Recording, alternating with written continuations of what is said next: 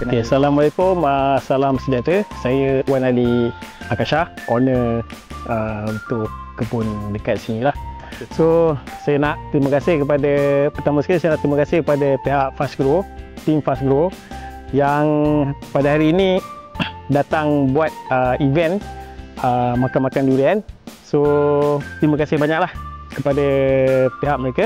Saya nak terangkan penggunaan baja merah Fast Grow setakat ni. Dua baja yang saya guna. Yang pertama baja tanah, yang baja buah dia. So yang kedua baja air dia, baja 4 layer dia tu. So saya guna dua tu pada masa mata ketam sampai waktu buah ni dah gugur. So ini yang baru gugur lah.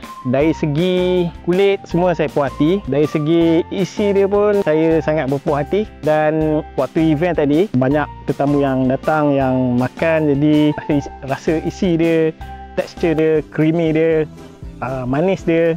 Okey.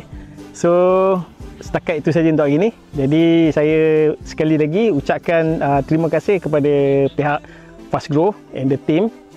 Okey, sekian, terima kasih.